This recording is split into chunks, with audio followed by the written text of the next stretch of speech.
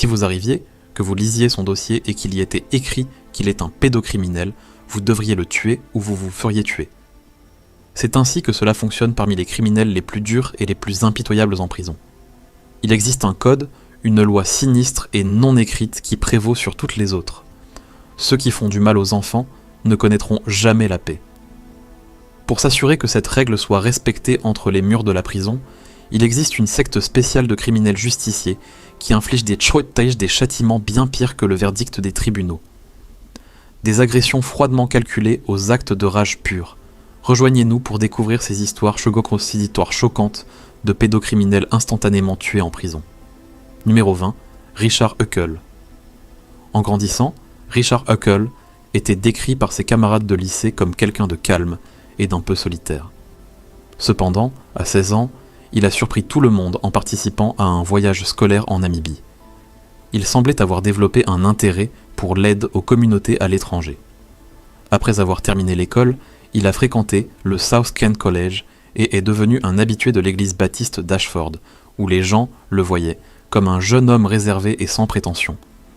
En 2005, après l'université, Richard a pris une année de césure en Namibie. Il semblait attiré par le pays, y retournant fréquemment sous prétexte d'aider les églises et les communautés locales. En 2010, il s'y est installé définitivement, enseignant l'anglais et travaillant comme photographe indépendant. Ses photos capturaient souvent la vie dans de petits quartiers, lui forgeant une réputation de personne dévouée voulant faire la différence. Il s'est même inscrit à un cours d'informatique dans une université locale, bien qu'il ne l'ait jamais terminé. Pour la plupart des gens, Richard semblait être une personne gentille et bien intentionnée, mais sous cette façade soigneusement construite, quelque chose de bien plus sinistre se préparait. En Malaisie, Richard a utilisé ses rôles de photographe et de professeur pour s'approcher des enfants. Il ne s'est pas arrêté là. Il a également voyagé au Cambodge et en Inde, se faisant passer pour un bénévole compatissant. En Inde, il a persuadé un pasteur de le laisser visiter un orphelinat, proposant de prendre des photos et de créer des vidéos pour eux. Personne ne se doutait de ses véritables intentions. Pendant ce temps, des enquêteurs en Australie découvraient un réseau sur le dark web appelé The Love Zone, la zone d'amour, où d'horribles crimes contre des enfants étaient planifiés et partagés. Ils ont retrouvé son chef, Shannon McCool, et ont secrètement pris le contrôle de son compte pour identifier les autres membres du groupe. Parmi eux, un membre sortait du lot, Richard Huckel. Ses publications faisaient un froid dans le dos, rempli de vantardises sur le mal qu'il avait infligé à des enfants. En décembre 2014, alors que Richard rentrait au Royaume-Uni pour Noël, la police l'a arrêté à l'aéroport de Gatwick. Au début, il a refusé de parler, et ils l'ont laissé en liberté sous caution chez ses parents pendant qu'ils poursuivaient leur enquête.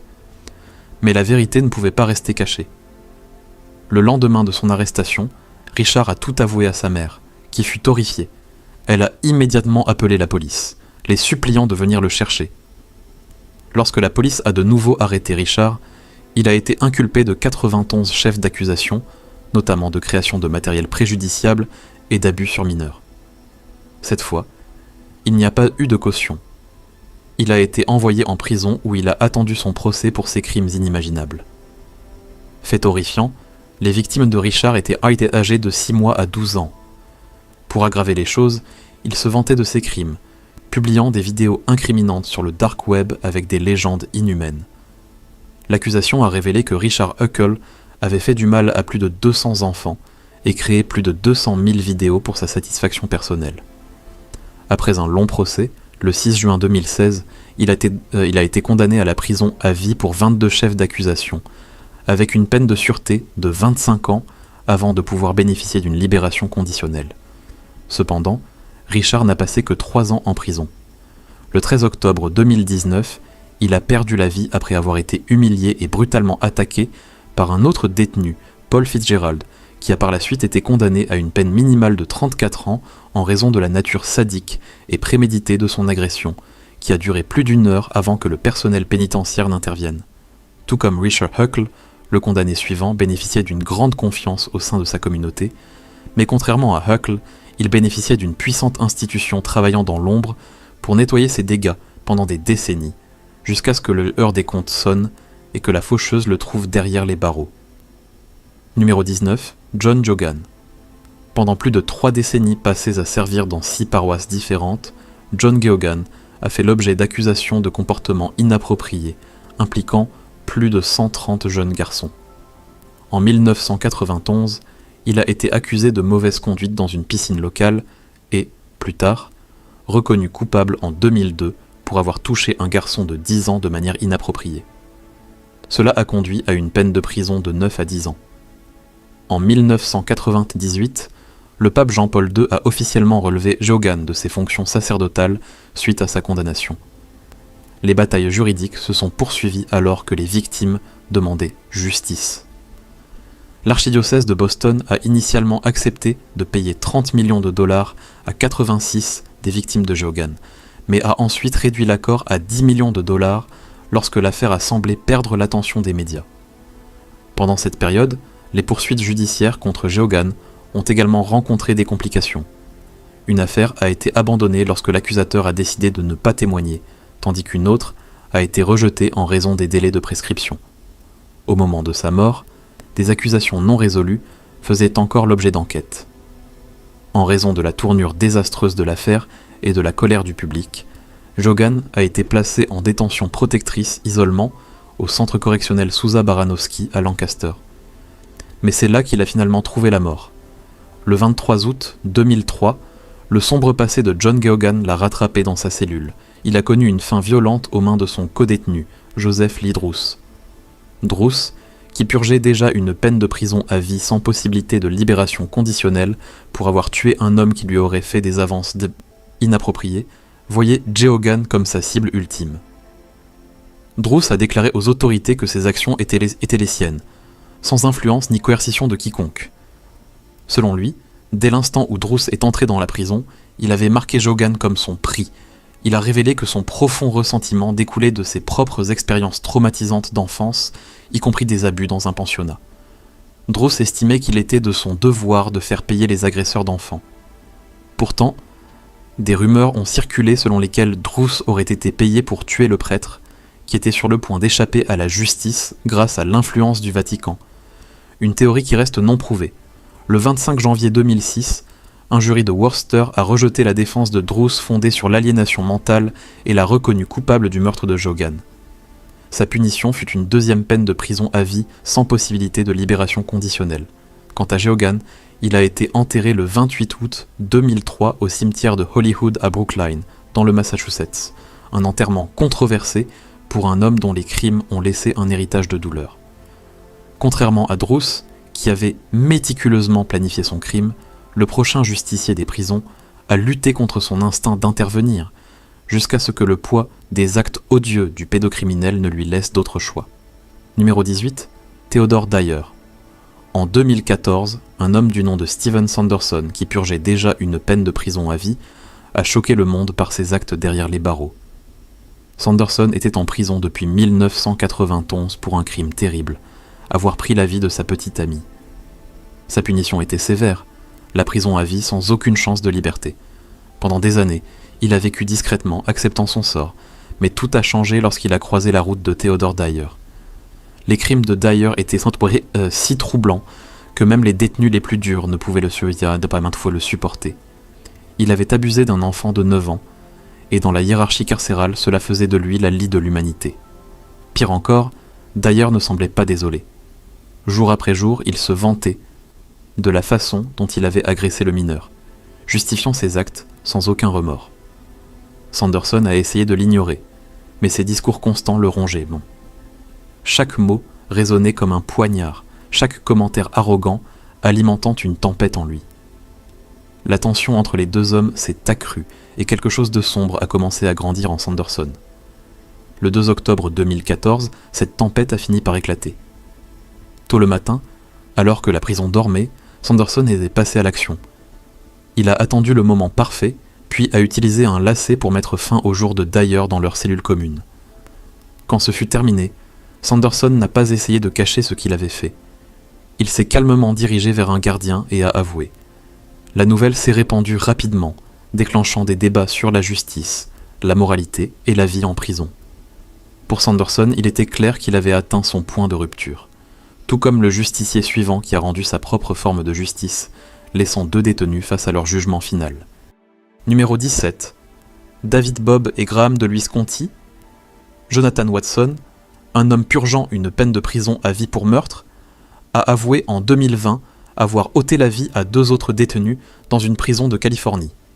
Dans une lettre, il a avoué avoir attaqué ces hommes, tous 2 condamnés pour des crimes contre des enfants, et a expliqué ce qui l'avait poussé à agir. Watson a expliqué qu'il avait été transféré dans un établissement de sécurité inférieur, ce qui lui permettait de vivre dans un dortoir au lieu d'une cellule privée. Il a qualifié ce transfert d'erreur, d'autant plus après qu'un des détenus, qu'il a identifié comme pédocriminel numéro 1, a emménagé dans sa zone de vie. Selon Watson, cet individu regardait ouvertement des émissions pour enfants, ce que Watson considérait comme une provocation. Incapable d'ignorer la situation, Watson a décidé d'agir. Il aurait demandé au personnel pénitentiaire de le renvoyer dans son ancienne unité de haute sécurité, mais sa demande a été rejetée. Le lendemain, Watson a affirmé que le même détenu avait recommencé à regarder la même émission, ce qui l'a poussé à passer à l'acte. À l'aide d'une canne, Watson a attaqué l'homme. Alors qu'il allait se rendre à un gardien, Watson a déclaré avoir croisé un autre détenu qui était un trafiquant d'enfants condamné. Pensant que c'était la chose à faire, Watson l'a également attaqué. La prison a confirmé par la suite la mort de 2 détenus, David Bobb et Graham de Lewis Conti, tous 2 purgeant des peines de prison à vie pour des crimes graves contre des enfants. Watson a depuis été placé à l'isolement et l'affaire est en cours d'enquête. Dans sa lettre, Watson n'a exprimé aucun regret pour ses actes. Il a expliqué qu'il sentait qu'il n'avait rien à perdre et considérait ses actions comme un moyen de protéger les autres du danger. Watson a même déclaré qu'il était prêt à plaider coupable pour ces meurtres. L'incident a suscité l'indignation quant à la sécurité dans les prisons et à la décision de baisser le niveau de classification de sécurité de Watson. Alors que les enquêtes se poursuivent sans qu'aucune inculpation n'ait été annoncée, une nouvelle affaire a suscité des critiques encore plus féroces à l'encontre du système. Numéro 16, Mark Squires. À la prison d'État de San Quentin dans le comté de Marin, un détenu de 70 ans nommé Mark Squires a été retrouvé mort dans sa cellule le 18 septembre 2024. Les autorités traitent l'affaire comme un homicide potentiel et enquêtent d'accroître sur ce qui s'est passé. Squires purgeait une peine de prison à vie pour avoir fait du mal à un enfant de nombreuses années auparavant. Il était en prison depuis 24 ans. Le jour de l'incident, le personnel pénitentiaire a répondu à une alarme et s'est rendu dans la cellule partagée par Squires et son codétenu de 36 ans, Gustavo Lopez. À leur arrivée, ils ont trouvé Squires inconscient. Malgré les efforts pour le secourir, il est décédé peu de temps après. Suite à l'incident, Lopez a été transféré dans une zone sécurisée, pendant que les enquêteurs tentent actuellement de découvrir les détails de ce qui s'est passé. Des responsables de la prison, le bureau du procureur local et le médecin légiste sont tous impliqués dans l'enquête. Lopez est en prison depuis 2020 et purge une peine de 13 ans pour agression et séquestration. Les détails complets de ce qui s'est passé restent cachés au public, mais dans l'affaire suivante, le justicier a fièrement raconté chaque instant de l'application du châtiment ultime. Numéro 15, Andrew Thompson. Au centre correctionnel de Blackwater River en Floride, Andrew Alexander Thompson, 35 ans, purgeait une longue peine de 45 ans. Ses crimes comprenaient le fait de filmer secrètement des enfants et de se livrer à des actes troublants impliquant des animaux, avec des victimes âgées d'à peine 2 ans.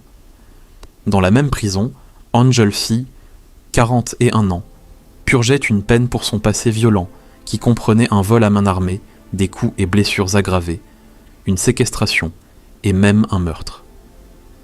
Leurs chemins se sont croisés d'une manière qui allait mener à la tragédie. Le 27 juillet 2022, V a décidé de prendre les choses en main. Utilisant un drap déchiré, il a mis fin au jour de Thompson dans leur cellule partagée, sans montrer aucune hésitation ni aucun remords. Ensuite, V s'est calmement approché d'un gardien de prison et a avoué ce qu'il avait fait, déclarant sans détour qu'il avait ôté la vie à Thompson et que cela faisait un problème de moins à gérer. Suite à l'incident, V a été transféré à la prison du comté de Santa Rosa, où il est désormais détenu sans caution en l'attente d'autres procédures judiciaires. Il ne fait aucun doute que V a besoin d'aide psychologique, mais le prochain justicier carcéral est allé encore plus loin après ce qu'il a fait à la dépouille sans vie du pédocriminel. Numéro 14, Stephen Paul Pachin.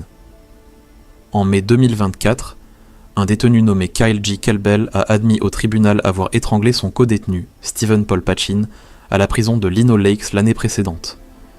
Kelbel, qui purge déjà une peine de prison à vie pour un autre crime, a plaidé coupable à cette accusation. L'incident s'est produit en octobre 2023, lorsque Kelbel a attaqué Pachin, un homme de 63 ans purgeant une peine de près de 20 ans pour agression sur enfant. Selon les enquêteurs, les deux hommes s'étaient disputés la veille au soir, et un commentaire de Pachin concernant un jeune parent de Kelbel a déclenché l'attaque. Kelbel a attrapé Pachin sur sa couchette et a utilisé une corde servant à maintenir la porte de la cellule ouverte pour l'étrangler. Ensuite, Kelbel a nettoyé la scène. Il a habillé Pachin avec des vêtements propres, l'a placé sur le lit, l'a recouvert d'une couverture et l'a positionné pour donner l'impression qu'il dormait avant d'aller lui-même se coucher. Le lendemain matin, Kelbel a raconté à un gardien ce qui s'était passé, et Pachin a été retrouvé mort dans la cellule peu de temps après. Dans le cadre d'un accord de plaidé coupable, Kelbel recevra une peine supplémentaire de 16 ans, qui sera purgée en même temps que sa peine de prison à vie actuelle.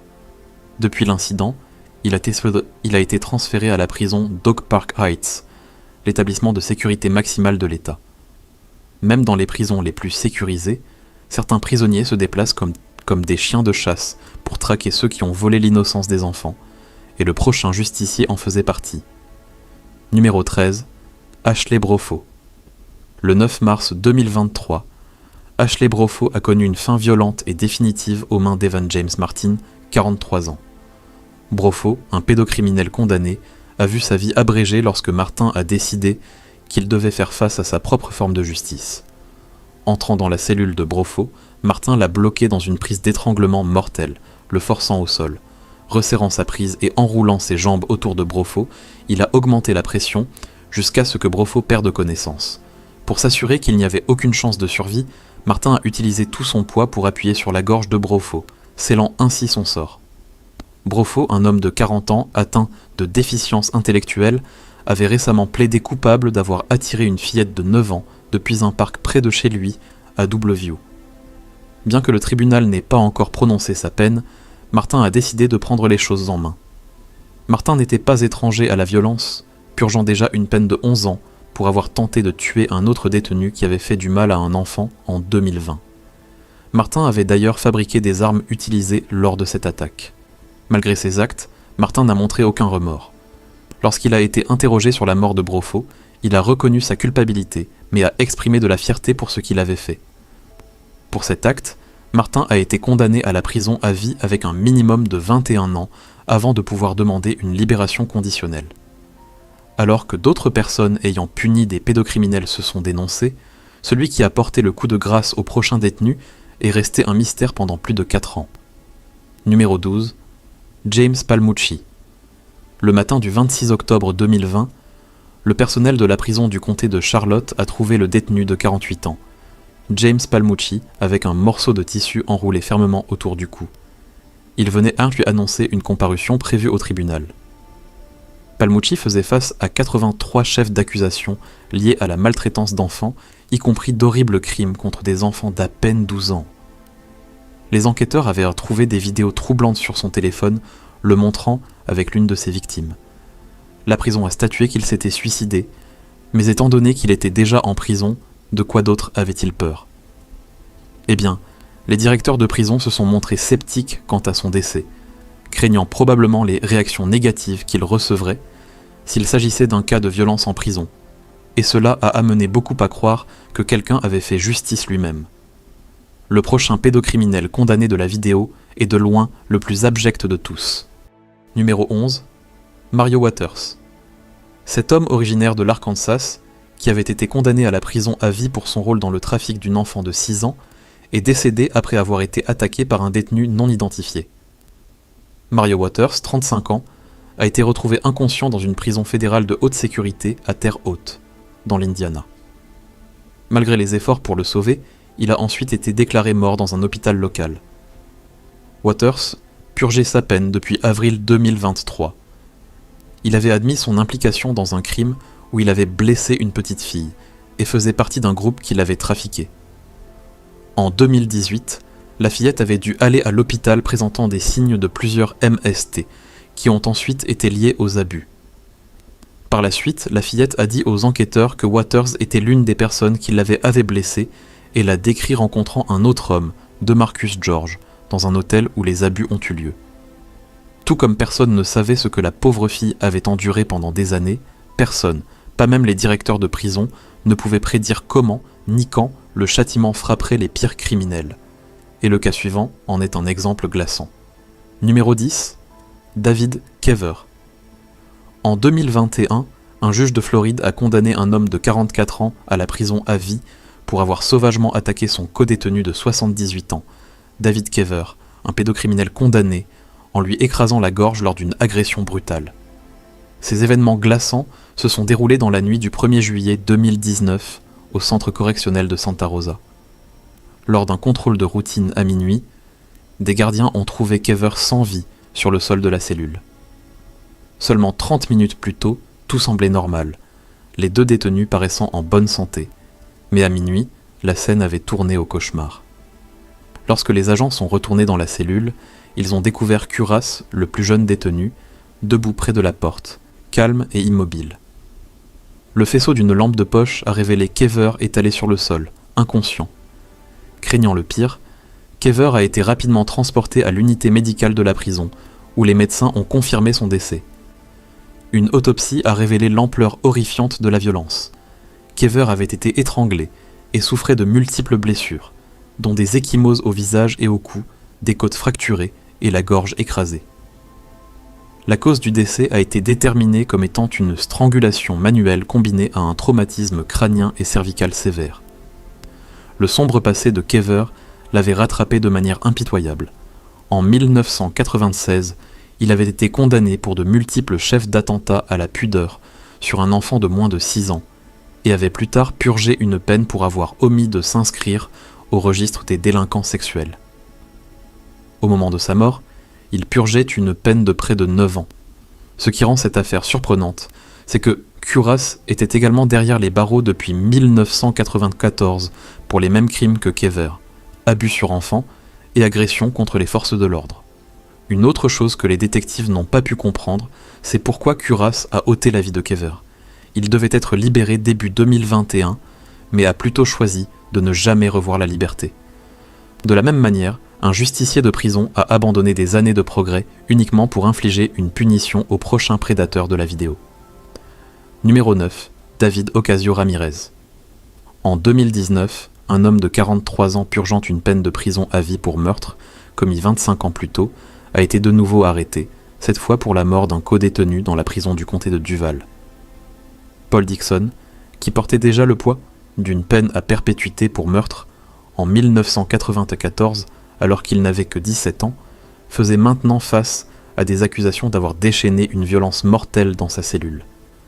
Dixon avait été temporairement ramené à la prison du comté de Duval depuis un autre établissement pour une audience judiciaire liée à de nouvelles lois exigeant une révision des peines pour les mineurs, condamnés à la perpétuité.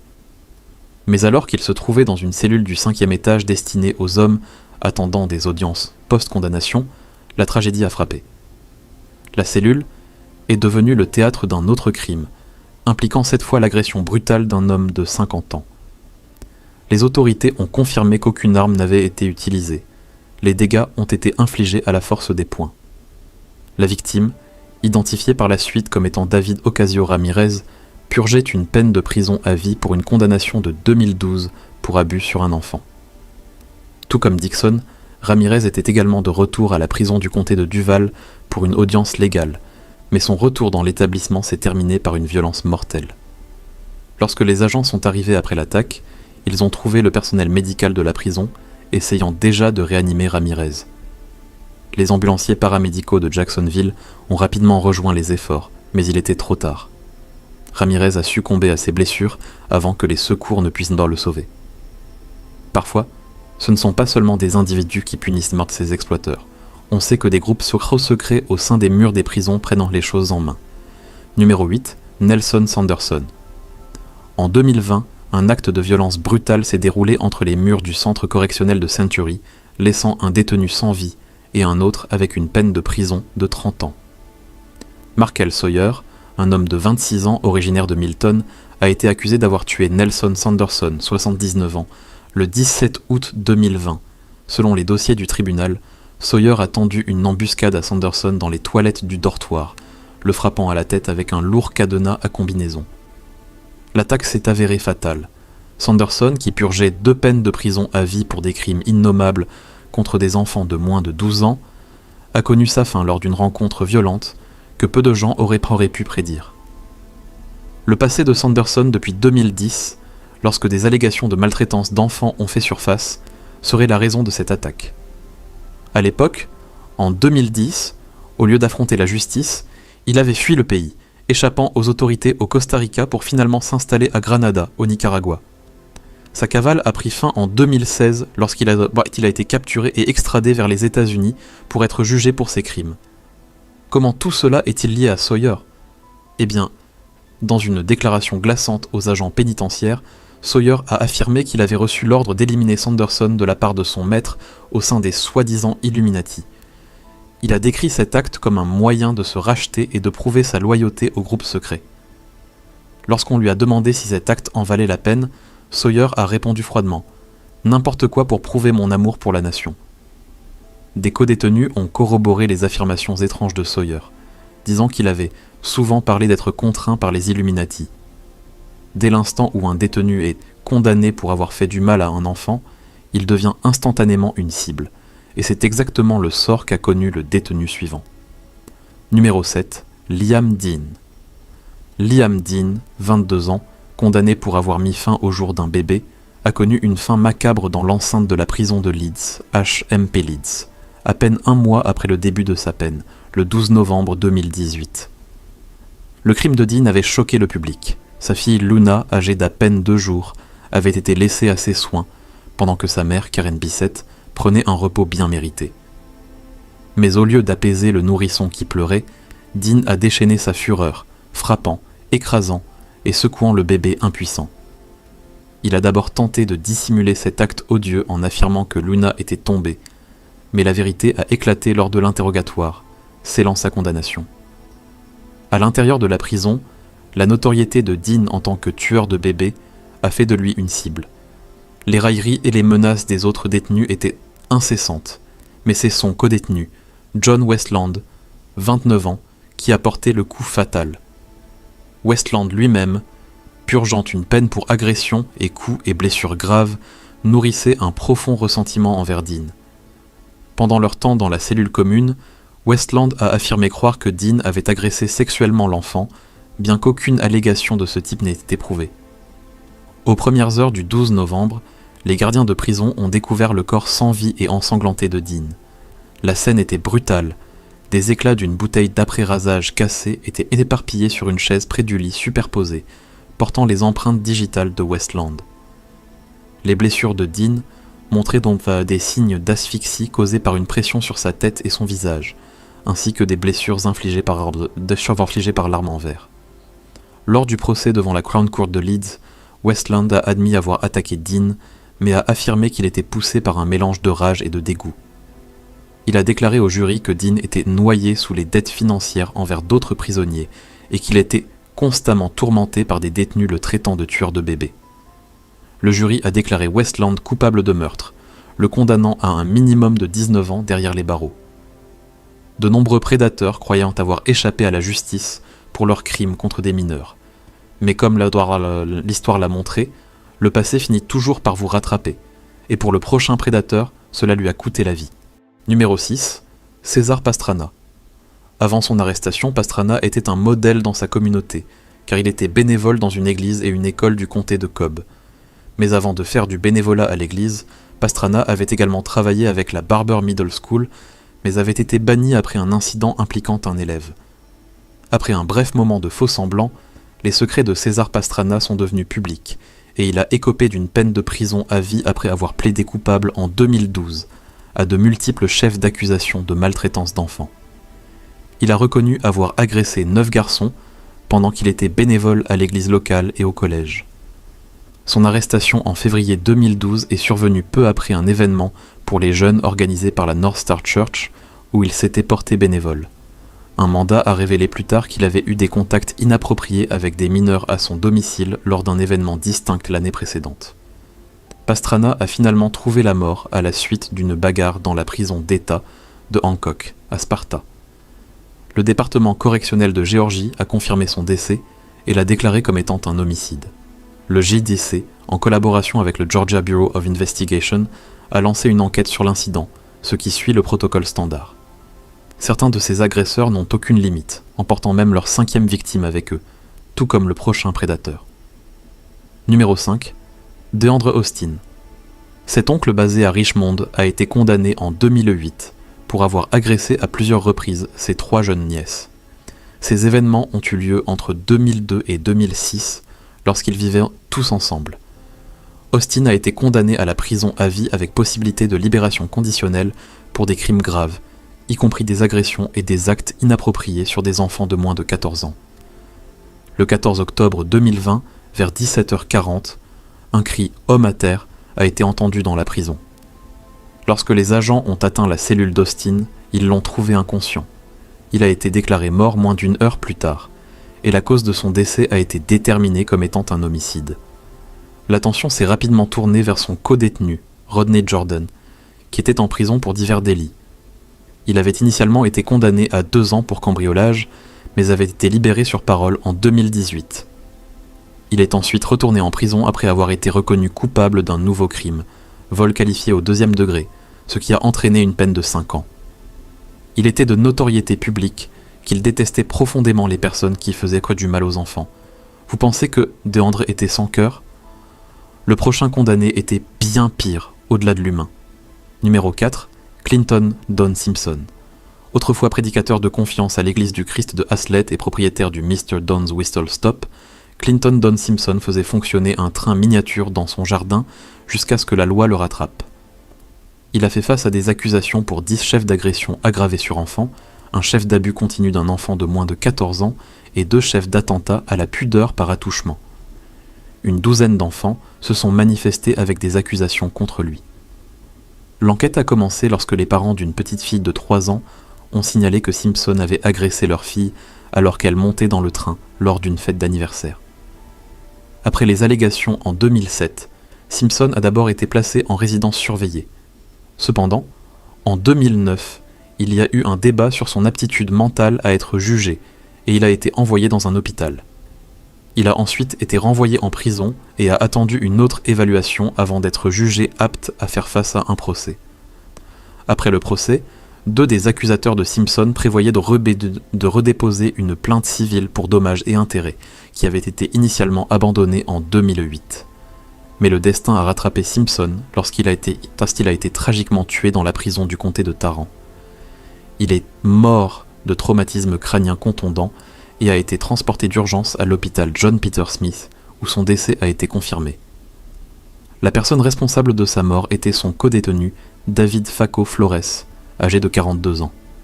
Flores, de Fort Worth, avait déjà été arrêté pour des accusations liées à des blessures sur enfants, personnes âgées ou handicapées. Il avait également des antécédents de violation de domicile, vol et refus d'obtempérer. Flores a été accusé de meurtre et sa caution a été fixée à $50 000, mais son motif pour avoir attaqué l'ancien prédicateur reste inconnu. Tout comme l'escalade dans l'affaire suivante reste un mystère, les forces de l'ordre ne savent toujours pas si ce qui est arrivé à ce prédateur était un dysfonctionnement du système ou un acte calculé. Numéro 3. Robert Munger Shane Goldsby, un détenu de l'État de Washington, a reçu une peine de prison supplémentaire de 25 ans après avoir été placé dans la même cellule qu'un homme dont il a découvert par la suite qu'il avait agressé sa jeune sœur.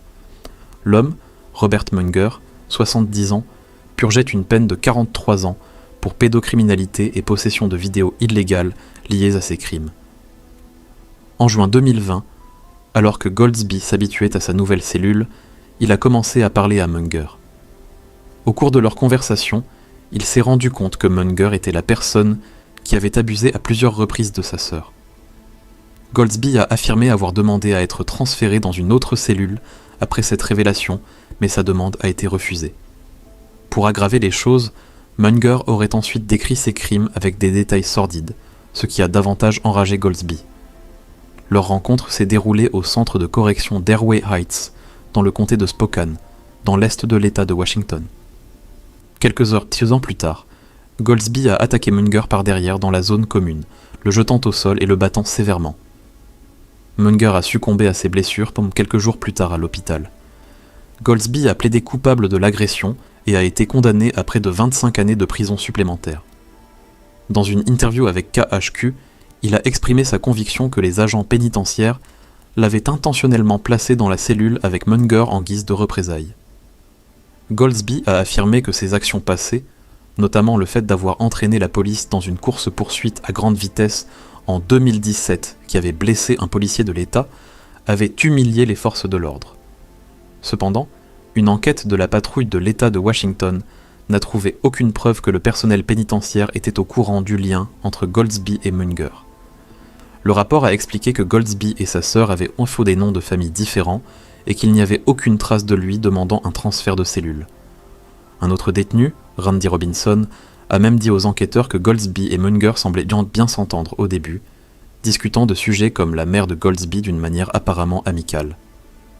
Munger et le prochain condamné par leurs actes et leur nature impénitente ont laissé beaucoup de gens se demander s'ils méritaient vraiment le sort qui les a trouvés. Numéro 2. Anthony Palmer. Condamné pour la mort tragique d'une fillette de 8 ans, Anthony Palmer a été retrouvé mort dans sa cellule de prison de l'Oklahoma le 11 janvier 2019. Les autorités ont rapporté que l'homme de 59 ans était mort par strangulation et d'un traumatisme crânien contondant. Selon le bureau du médecin légiste de l'État, Palmer purgeait sa peine au pénitencier d'État de l'Oklahoma à McAlester depuis un peu plus d'1 an. Les enquêteurs soupçonnent son codétenu, qui purgeait également une peine pour un crime similaire, d'être potentiellement responsable de l'attaque. Les responsables pensent que les actions passées de Palmer ont fait de lui une cible parmi les détenus. La victime de Palmer, Kirsten Hatfield, âgée de 8 ans, avait disparu de sa maison de Midwest City en mai 1997. Malgré des recherches approfondies, son corps n'a jamais été retrouvé. L'affaire n'a pas été résolue pendant près de 2 décennies, jusqu'à ce que des preuves ADN provenant de sang près de la fenêtre de sa chambre et de ses sous-vêtements découverts dans le jardin ne correspondent à Palmer. Il vivait à 2 portes de la famille à l'époque. Palmer a été condamné en 2017, mais n'a jamais révélé l'emplacement des restes de Kirsten. Les autorités espéraient interroger Palmer plus tard cette année-là, croyant qu'il pourrait révéler où le corps de Kirsten était caché. Ils espéraient en voir peu qu'il ferait preuve d'un moment de remords ou qu'il changerait d'avis, mais sa mort a désormais fermé cette porte. La mère de Kirsten, Shannon Hazen, a partagé ses pensées après la mort de Palmer, disant qu'elle n'était ni soulagée ni en train de célébrer. Elle a exprimé sa tristesse de ne jamais obtenir de réponse sur ce qui est réellement arrivé à sa fille, ou de savoir où elle reposait. Tout comme l'affaire Hazen, la suivante pourrait ne jamais trouver de conclusion.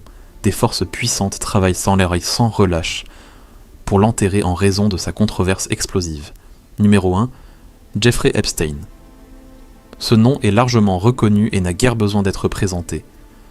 Connu pour ses crimes impliquant des mineurs, il a été accusé de diriger un réseau de trafic sexuel de 2002 à 2005. Les crimes d'Epstein impliquaient l'exploitation de jeunes filles, certaines âgées d'à peine 14 ans, et de les utiliser pour en recruter d'autres. Ces actes l'ont finalement rattrapé en 2019, lorsqu'il a été arrêté le 6 juillet pour des accusations fédérales en Floride et à New York. S'il était reconnu coupable, Epstein risquait une peine maximale de 45 ans de prison. Cependant, le 10 août 2019, il a été découvert sans vie dans sa cellule de prison. La cause officielle du décès a été jugée comme étant un suicide par pendaison, mais cela a déclenché d'innombrables théories. Était-ce un suicide ou y avait-il une raison plus sombre derrière sa mort ? Beaucoup ont spéculé que quelqu'un l'aurait fait taire pour l'empêcher de révéler ses puissantes relations. Le mystère entourant sa mort continue de soulever des questions. Merci d'avoir regardé, à bientôt dans notre prochaine vidéo.